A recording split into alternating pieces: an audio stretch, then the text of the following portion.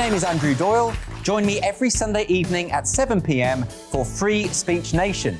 This is a show where we address current affairs and news stories of the week with the help of two wonderful comedian panellists. I brought in comics because I want to give it a lighter edge, and also they work for less. See you there.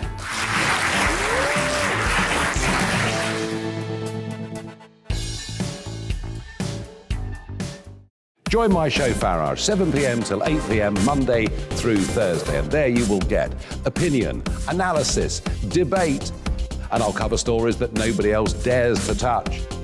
And then for the last 15 minutes, talking pints. We're over a drink. We have a civilised conversation with someone. We very often disagree, but we do it in a grown-up way. Come and join me on Farage.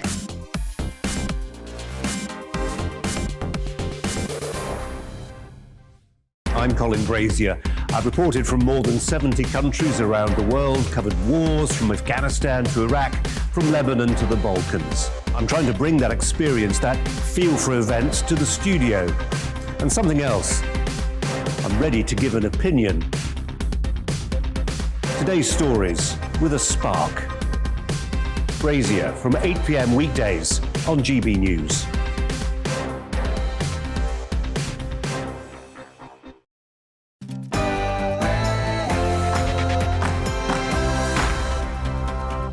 A very good morning to you. It is Thursday, the 30th of December. It is your Great British Breakfast with Simon McCoy and with me, Isabel Webster. Time now for the latest news.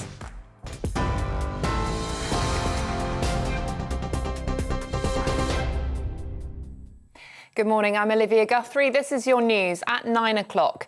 Ghislaine Maxwell's family have launched an appeal after the British socialite was found guilty of helping Jeffrey Epstein sexually abuse girls. The 60-year-old's been convicted of 5 out of 6 charges in the US after a 3-week trial. Jurors found she lured young girls to be abused and by disgraced financier Epstein between 1994 and 2004. Maxwell's sentencing date is yet to be confirmed, but a lawyer for some of her accusers says she faces a lengthy jail term.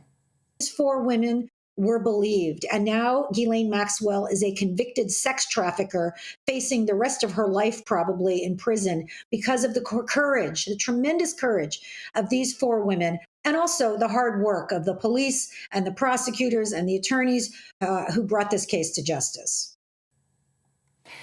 The NHS is due to set up Nightingale Hospital surge hubs in England to prepare for increasing cases of Omicron.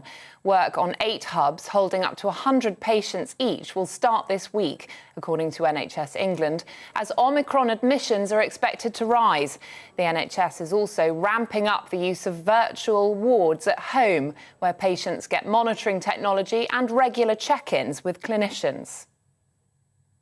Meanwhile, the government's under pressure to ramp up its COVID testing capacity as cases of the virus reach record levels.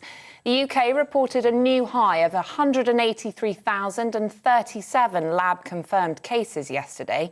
But on the same day, no PCR or lateral flow tests were available to order online. Officials are blaming exceptional demand and global supply issues for the problem. Nurses who are exhausted and overwhelmed by the pandemic are regularly working 12-hour shifts to keep the NHS afloat, according to a new survey. The Royal College of Nursing poll of 9,000 staff has found that 74% regularly work beyond their shifts, mostly unpaid. The survey was carried out in October before Omicron hit. Many are unhappy with the quality of care they can provide due to inadequate staffing, and 60% are thinking of quitting. Joyce Pinfield, the vice chairman of the National Care Association, says the current situation is unsustainable. We are totally exhausted, totally overwhelmed by the amount of work that we are doing. A lot of it is because of the shortage of workforce. NHS has a tremendous shortage of workforce, as does social care. So to try and have all of these extra burdens that have been put on by the pandemic, it's just unsustainable. From January, insurers will no longer be able to charge existing customers more to renew than they would new customers. It follows a review by the Financial Conduct Authority that found many insurers were increasing prices for renewing customers in a practice known as price walking. It's expected to save consumers £4.2 billion over the next 10 years. Campaigners are warning major changes to the highway code, which put more responsibility on drivers to look out for cyclists and pedestrians, are not being promoted enough. Charity Cycling UK says the changes, which come into force next month, need a long-term and well-funded campaign to make people aware of the updates. The new measures introduce a risk-based hierarchy of road users. For the first time, the law will require those who can do the greatest harm on the roads to take more responsibility. The Parole Board is considering the release of 92 convicted terrorists from prison following changes to how their cases are heard. Emergency laws introduced last year blocked the automatic release of terrorists after 2 attacks were carried out by extremists who'd been freed from jail. It's led to a number of cases coming before the board, including that of Nazam Hussain, who plotted alongside London Bridge attacker Usman Khan. Terror offenders must now serve 2/3 of their sentence before being eligible for release, which then needs to be reviewed by a panel. The Parole Board says they've brought in more specialists to cope with the increase in cases. That's your news update. I'll be back in half an hour with the latest headlines. Now back to Simon and Isabel.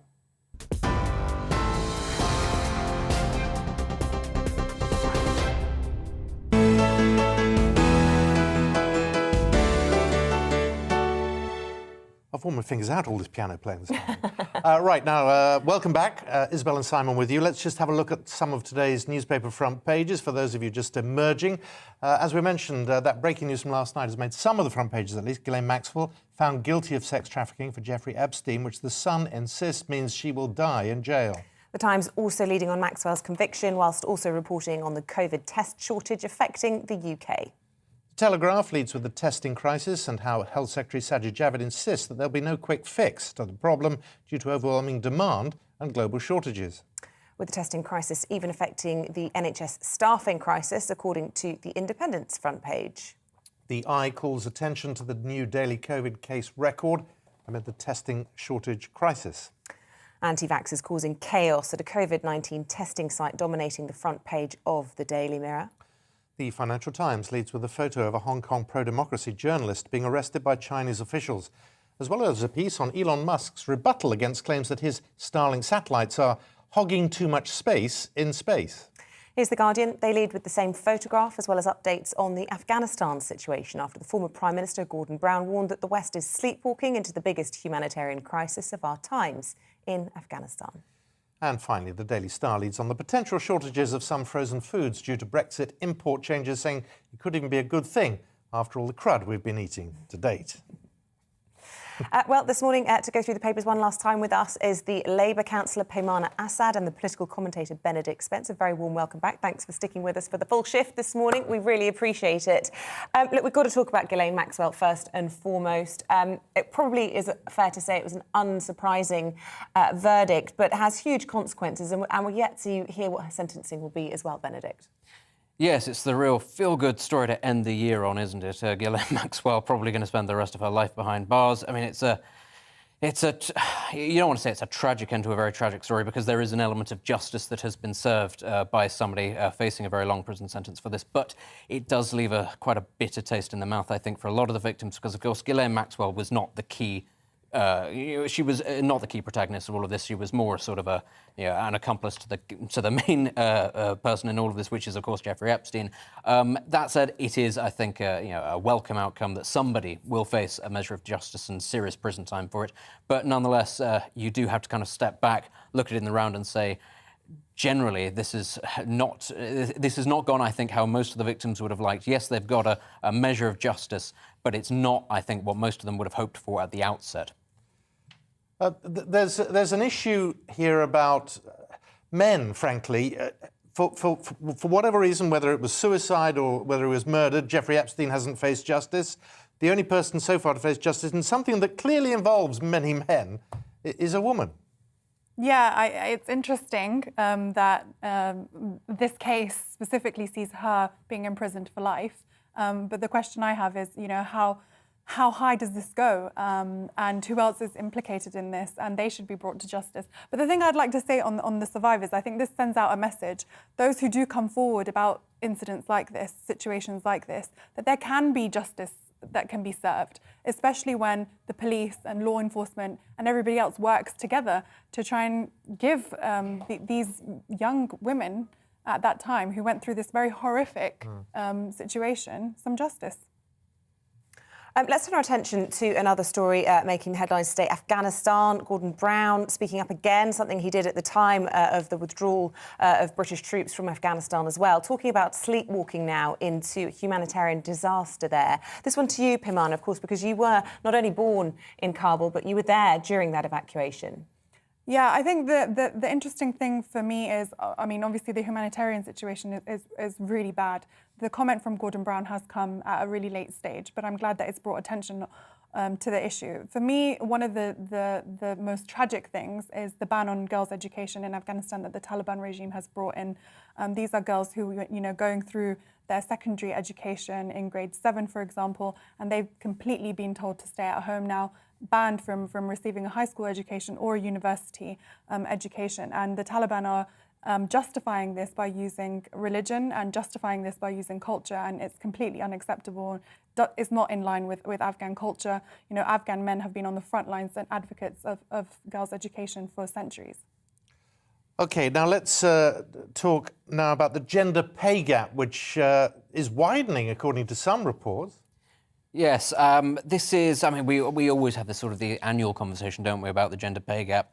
According to the front page of The Guardian, it's getting worse. There are some underlying reasons why that might be. And of course, the main one is the pandemic has sort of driven a wedge into a lot of people's jobs. It's made it very difficult for a lot of people in sort of certain areas of the economy to keep their jobs, to keep working, people being forced to stay at home, people being forced, in some cases, when schools close, to take the decision to look after children. That almost always falls on women, sadly. It's not an equal partnership by any means, but it is often what happens. It's one of those interesting things, isn't it, the gender pay gap, where actually, depending on the figures, you can get different outcomes. You can look at the gender pay gap in the round and say that there is one between men and women, but then you can look at women and men under the age of 35, and you can see that there isn't really much of a gender pay gap at all. And areas, for example, like law, medicine, dentistry, and at leading universities, actually there is an increase in the number of women who are graduating and with higher honours than men. So it's one of those things that is, you don't want to say it's entirely fluid, the gap is closing, but I think certainly this is something that has been driven by the pandemic. I don't think society is getting any more sexist when it comes to women's pay. I think this is just an unforeseen event that sadly has hit women harder than men when it comes to work and pay. Maybe 2022 will be the year that changes. Peymana Assad, Benedict Spence, it's been lovely to have you on with us this morning. Thanks very much indeed. Yes, now let's just finish up with some sport. We're joined by the broadcaster writer Aidan McGee to discuss football. We're talking about Manchester. We seem to talk Manchester City every day at the moment, but they've had a big game with Brentford. We were forecasting yesterday. That's right. We mentioned it yesterday, didn't we? But also, big night in the title race last night. So Chelsea kicked off slightly earlier, 7:30 kick-off. They're cruising against Brighton. Brighton were doing OK, but Chelsea went ahead. Brighton scored with the last kick of the game, virtually. Danny Welbeck, the former Manchester United England striker, heads one in. That means Chelsea have lost 2 points, and then just about 15, 20 minutes down the road at Brentford, Manchester City take a 1-0 lead. After 16 minutes through Phil Foden, they hold on to that lead right through to the end of the game. They have a goal disallowed late on. And again, it's another 2 points gained over Chelsea. City at 8 points clear. And, yeah, looking pretty unassailable now, I would suggest. Well, so that's it, you think? I don't think... We've talked about this before.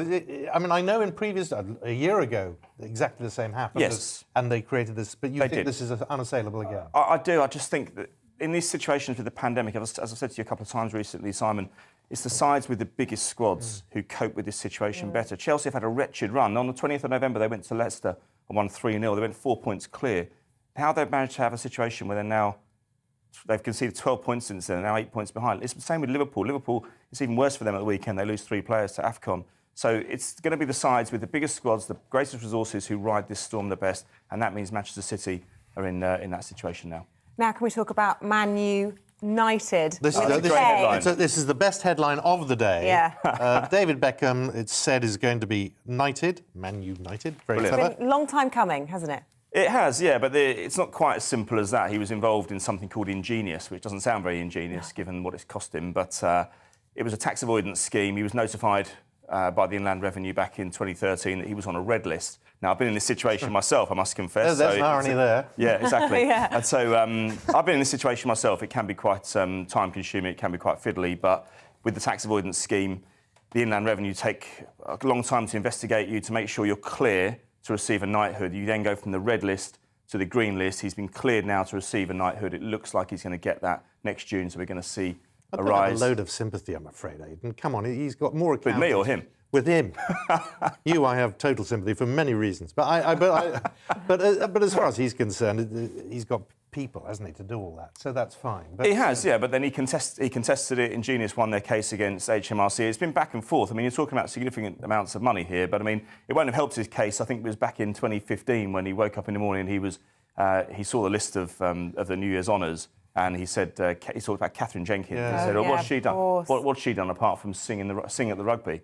You know, that won't have done his case any good. It All made him that very being entitled, said, but didn't it? he transcends football, and He does. look, I'm not a football fan, but I always remember because it was the London Olympics in 2012, and he was there to greet the arrival of the Olympic torch down in Cornwall, and I was covering it as a regional reporter at the was time. that the one where he did on the opening ceremony? He was on the speedboat, wasn't he? Yes, but it was before that. It was when the flame actually arrived on British soil. should be It arrived knighted down then. to Cornwall. No, what I was going to say was he took the time to talk to every child, every person that had gathered. And let me tell you, there are a lot of other Oh, he should be dignitaries, Saint David, then. royals, there were politicians, all of whom swept straight from the motorcade into the marquee. Bex was out there talking to them all. And I have to say, actually rated him for I that. interviewed Stop him. being so cynical. That's I right. interviewed He him didn't last have to time. do he kicked that. the ball well, you know. I couldn't care less about that. He's got He kicked 115. an opponent rather well once as well. He did, yeah, 1998 World Cup. But he got 115 caps. I interviewed him many times as England captain. He was always very obliging with his time. At that time, he was probably behind the Pope and the Queen, possibly Margaret Thatcher. Yeah. He might have been the fourth most famous person. The Prime in the Minister world. was praying for his There's- metatarsal right, at well, one yeah. point. there Anyway, you go. Saint David, we all agree. Aidan, lovely to see you. Good to Thanks see for you too. joining us. Right, that's it from the Great British Breakfast with Isabel and me. That's it for me. Thank you all for watching and keep watching. Eamon is in next week, and I wish him all the luck in the world with Well, you. we'll miss you very much, Simon, and it's been a pleasure presenting with you today. Well, and to all of you, a Happy New Year, and Colin Braze is up soon.